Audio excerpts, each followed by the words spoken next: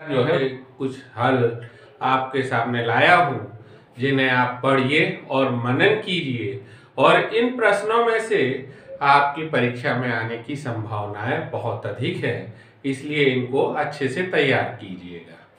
इससे पहला प्रश्न इसमें है कि 2 मीटर फोकस दूरी वाले किसी लेंस की क्षमता ज्ञात कीजिए। तो 2 मीटर फोकस दूरी वाले यानी फोकस दूरी लेंस की दी है उसने, एफ का मान दिया हुआ है 2 मीटर दिया हुआ है और लेंस की क्षमता ज्ञात करवाना चाह रहा है। तो लेंस की क्षमता P बराबर होता है 1/f। P बराबर 1/f होता है, तो हमने f का मान यहां रख देते हैं। तो जब हम f का मान यहां रख देंगे तो यह हो जाएगा 1/2 और 1/2 यानी 1 में 2 का जब हम भाग देंगे तो यह आ जाएगा 0.5। लेंस की क्षमता की इकाई जो होती है वो डायोप्टर होती है, D से डिनोट करते हैं, इसलिए इसकी जो लेंस की क्षमता आ जाएगी ये 0.5 डायोप्टर हो जाएगी। एक बार पुनः देख लीजिए, 2 मीटर फोकस दूरी वाले लेंस की क्षमता ज्ञात कीजिए। तो लेंस की क्षमता का सूत्र होता है P बराबर 1/f। यहाँ f का मान हमको दिया हुआ है 2 मीटर, तो हम f की जगह रख देंगे 2 और 1/2 यानी 1 में 2 से जब हमने भाग दिया तो ये आ जाएगा हमारे पास में 0.5 और लेंस की क्षमता की इकाई होती है डायोप्टर, तो यहाँ पे कैपिटल D लिख देंगे, ये इसकी इकाई हो जाएगी। इससे मिलता जुलता इसमें दूसरा प्रश्न दिया हुआ है, उस लेंस की फोकस दूरी ज्ञात कीजिए जिसकी क्षमता, अब दूसरे प्रश्न में उसने क्षमता दी है, कहा -2.0D है। यह लेंस की क्षमता उसने दे दी, कहा है कि -2.0D है। तो यह लेंस किस प्रकार का है, तो फोकस दूरी ज्ञात करनी है हमको और लेंस किस प्रकार का है ये भी देखना है हमको। तो देखिए अभी अभी हमने बताया आपको कि लेंस की क्षमता का सूत्र होता है P बराबर 1/f। लेंस की क्षमता का सूत्र होता है P बराबर 1/f, तो हमने वो रख दिया वहां पर P बराबर 1/f और यहां हमको उसने लेंस की क्षमता दी हुई है, तो हम ऐसा भी लिख सकते हैं यहां पर, ये हो जाएगा हमारा -2.0 इज इक्वल टू 1/f। तो f बराबर हो जाएगा 1/2 माइनस का, यानी ये हो गया हमारा 0.5 माइनस 0.5 मीटर, ये इसकी फोकस दूरी हो जाएगी। जब हमने इसमें निकाला, देखिए P इक्वल टू होता है -2.0D, तो हमने P बराबर 1/f होता है, तो ये रख दिया यहाँ पर। P का मान है -2, तो -2 रख दिया 1/f। f इक्वल टू हो जाएगा -1/2, ये 0.5 मीटर, ये आ गई लेंस की फोकस दूरी। और यहां पर ऋण चिन्ह ये दर्शाता है कि ये लेंस जो है ये अवतल लेंस है। अगर यहां ऋण चिन्ह ये दर्शा रहा है कि ये जो लेंस है ये अवतल लेंस है, अगर ये मान धनात्मक होता तो ये उत्तल लेंस होता। तो इस तरीके से ये दो प्रश्न आपके है कि वास्तविक प्रतिबिंब तथा आभासी प्रतिबिंब में अंतर बताइए। तो देखिए वास्तविक प्रतिबिंब का एक चित्र अपन बना लेते हैं इसमें और आभासी प्रतिबिंब का भी चित्र बना लेते हैं। ये ले लिया, जैसे ये हमने मान लीजिए कि ये एक अवतल दर्पण ले लिया यहाँ पर, ये अवतल दर्पण हो गया और इसमें ये ध्रुव हो गया अवतल दर्पण का, ये F हो गया और ये C हो गया। यहां हमने कोई वस्तु को रख दिया, सपोज कीजिए यहां पर हमने कोई वस्तु रख दी और इस वस्तु को जब रखी तो इससे चलने वाली प्रकाश किरण जो मुख्य अक्ष के समानांतर जाएगी प्रकाश किरण, वो फोकस से होके वापस होगी, परावर्तन के पश्चात वो फोकस से होकर जाएगी। और दूसरी प्रकाश किरण जो है जो फोकस से होकर जाती है वो परावर्तन के पश्चात मुख्य अक्ष के समानांतर वापस हो जाती है। तो यहां पर इसका जो है प्रतिबिंब बनेगा, ऐसा जो है इसका जो प्रतिबिंब हमारा यहां पर बन रहा है, उल्टा प्रतिबिंब बन रहा है। ये वास्तविक प्रतिबिंब है। और आभासी प्रतिबिंब अगर आप देखेंगे तो अगर यही अवतल दर्पण ही ले लेते हैं हम, ये हमारे पास में अवतल दर्पण हो गया और इसमें हमने जो है ये इसका ध्रुव हो गया, ये फोकस हो गया, ये सी हो गया, वस्तु को हमने रख दिया यहां पर, ध्रुव और फोकस के बीच में रख दिया। तो पहली प्रकाश किरण जो मुख्य अक्ष के समानांतर जाएगी, फोकस से होकर परावर्तित हो जाएगी, ये फोकस से होकर परावर्तित हो गई। दूसरी प्रकाश किरण ये जो है आपतन कोण बनाएगी, तो इस तरीके से चली जाएगी। तो अगर हम देखें तो इस तरफ ये प्रकाश किरण फैलती जा रही है, यानी ये आगे जाके कहीं नहीं मिलेंगी। लेकिन जब हम इनको पीछे की ओर बढ़ा देंगे, ऐसे पीछे की ओर बढ़ा देंगे, तो ये यहां पर प्रतिबिंब बनाएंगी। ये प्रतिबिंब जो है आभासी प्रतिबिंब बना है ना। तो देखिए अब हमको वास्तविक प्रतिबिंब और आभासी प्रतिबिंब में अंतर बताना है।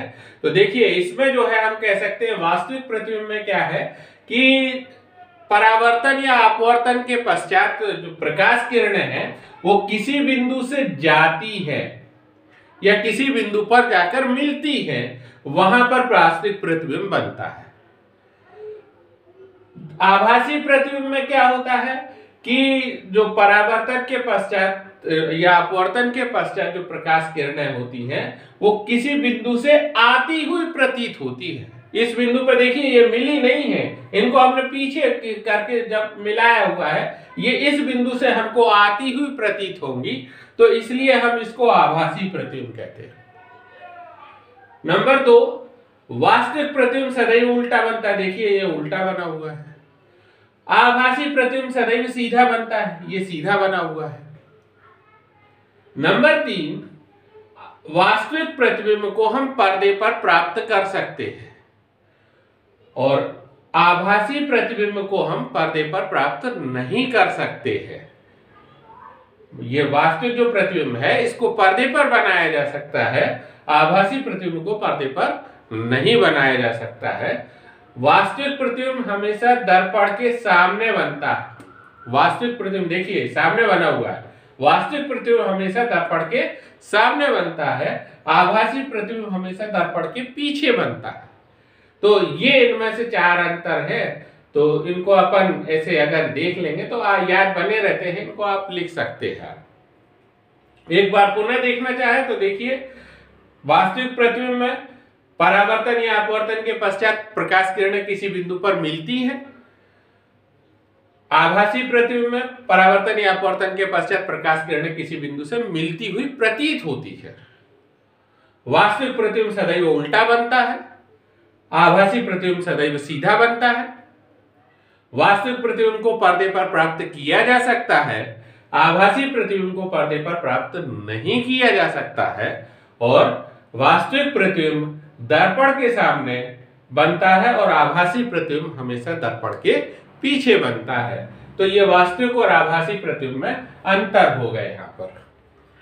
अब देखते हैं, अब देखिए इसके बाद कह रहा है, चौथा प्रश्न कह रहा है कि प्रिज्म द्वारा श्वेत प्रकाश के वर्ण विक्षेपण को चित्र द्वारा दर्शाइए। तो देखिए प्रिज्म जो है इस टाइप की का होता है,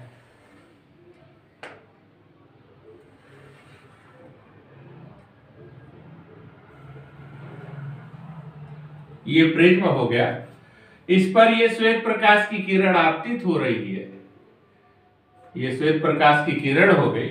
तो जब पहली सतह से इसमें अपवर्तन की घटना होगी तो ये प्रकाश किरणें इसके जो है अवयवी रंगों में इस तरीके से विभाजित हो जाएंगे, 2।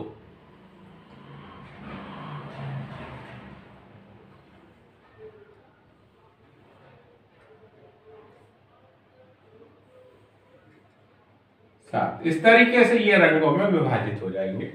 और जब दूसरी सतह द्वारा अपवर्तन होगा तो ये और अधिक फैल जाती है थोड़ी सी प्रकाश किरणें, ये इस तरीके से इस पे आ जाएगी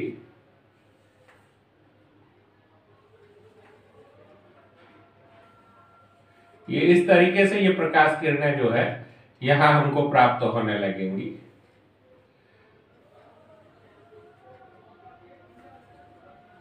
ये देखिए, जब हमने ये प्रिज्म है और प्रिज्म पर जब श्वेत प्रकाश की कोई किरण आपतित होती है तो जैसे पहली फलक पे उस पर का अपवर्तन होता है वैसे ही वो अपने रंगों में विभाजित हो जाती है।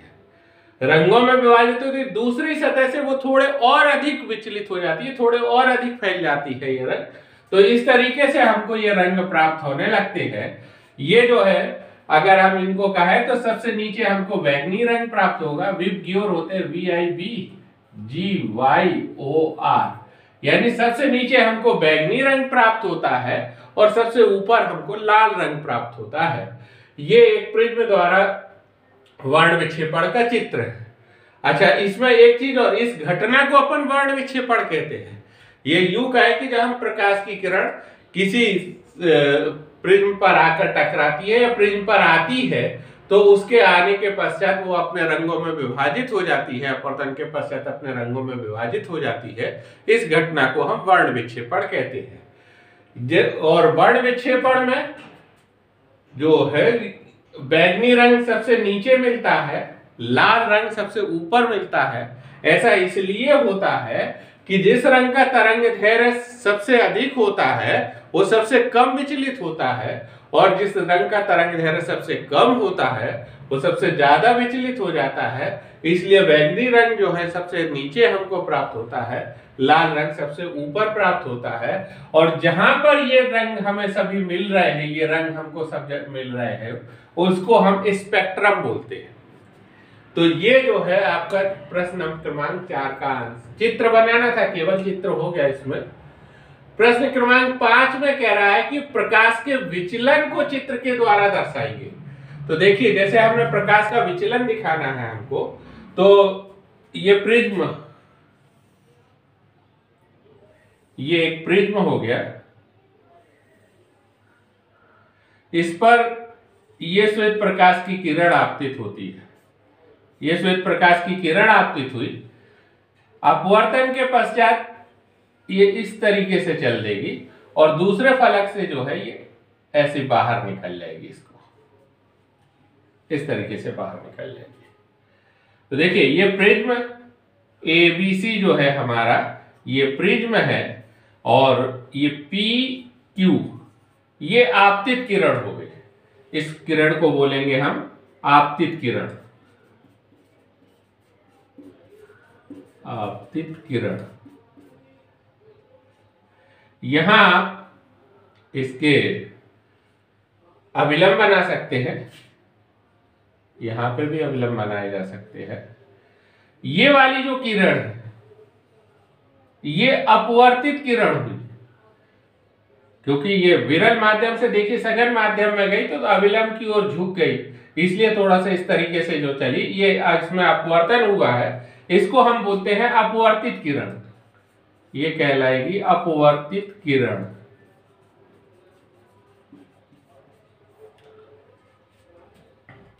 और फिर दूसरी फलक द्वारा अपवर्तन हुआ, तो दूसरी फलक द्वारा अपवर्तन हुआ तो जो प्रकाश किरण इससे बाहर निकल गई, सघन माध्यम से विरल माध्यम में गई, अभिलंब से दूर हटती हुई जा रही है, बाहर निकल गई, इसलिए इसको हम निर्गत किरण बोलते हैं।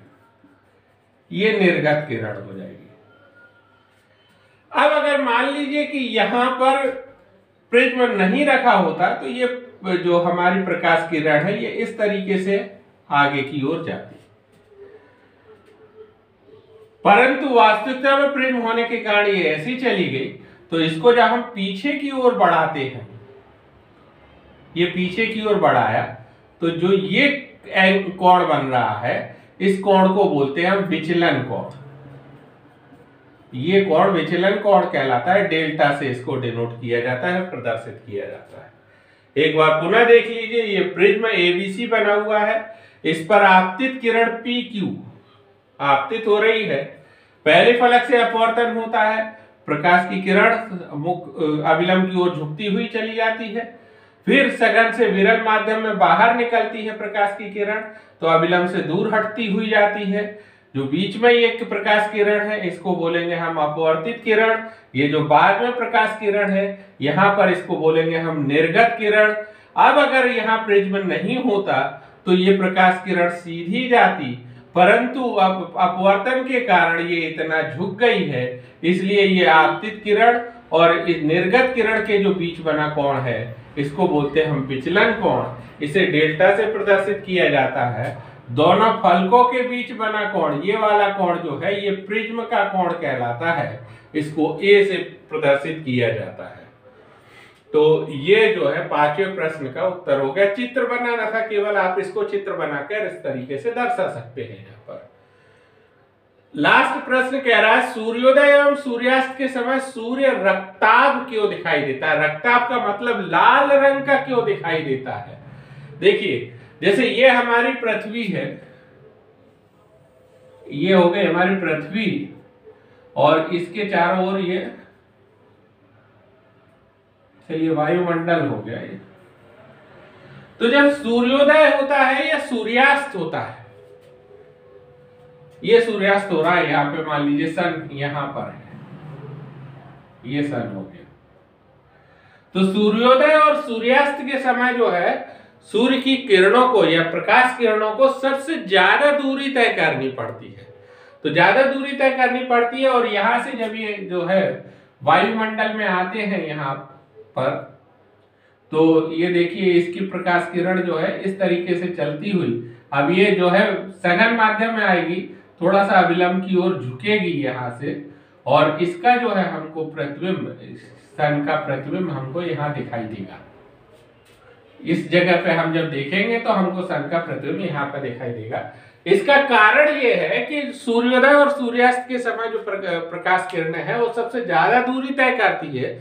सबसे ज्यादा दूरी तय करती है तो प्रकीर्णन तो होता है, पर हमको जो है उसमें जो श्वेत प्रकाश में से नीले रंग का भी जैसे प्रकीर्णन होता है, बैंगनी रंग का भी होता है, पर वो रंग दिखाई नहीं देते हैं। लाल रंग का तरंगदैर्घ्य सबसे ज्यादा है, इसलिए वो हमें लाल रंग का दिखाई देता है। इसलिए सूर्योदय और सूर्यास्त के समय हमें सूर्य लाल रंग का दिखाई देता है।